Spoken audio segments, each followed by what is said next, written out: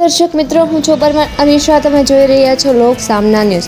તો જોઈએ આજના સમાચાર લીલિયાથી અમારા રિપોર્ટર દીપક ભટ્ટ સાથે. અમરેલી જિલ્લાના લીલિયા પંથક માટે આજે એક ઐતિહાસિક અને રાહતભર્યા સમાચાર સામે આવ્યા છે.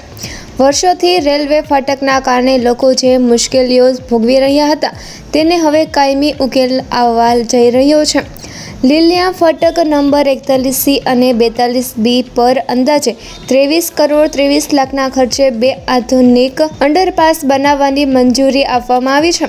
ધારાસભ્ય શ્રી મહેશભાઈ કસવાલાના સતત પ્રયાસો અને કેન્દ્ર રાજ્ય સરકારના સંકલનથી આ મહત્વપૂર્ણ પ્રોજેક્ટને લીલી ઝંડી મળી છે. અંડરપાસ બન્યા બાદ સિવિલ હોસ્પિટલ, સનાળિયા રોડ અને માર્કેટિંગ યાર્ડ સુધીની અવરજવર વધુ સરળ, ઝડપી અને સુરક્ષિત બનશે. તેમજ આસપાસના 24 ગામોના હજારો લોકોને સીધો લાભ મળશે. ધારાસભ્ય મહેશભાઈ કસવાલાએ કેન્દ્રના રેલવે મંત્રી અશ્વિની વૈષ્ણવ તેમજ અમરેલીના સાંસદ ભરતભાઈ સુતરિયાનો આભાર વ્યક્ત કર્યો હતો. હાલ સમગ્ર લીલિયા પંથકમાં ખુશી અને ઉત્સાહનો માહોલ જોવા મળી રહ્યો છે અને લોકો આશા વ્યક્ત કરી રહ્યા છે કે વર્ષો જૂનો પ્રશ્ન હવે હંમેશા માટે દૂર થશે. તો ફરી મળીશું એક નવા સમાચાર સાથે. ત્યાં સુધી જોતા રહો લોક સામના ન્યૂઝ.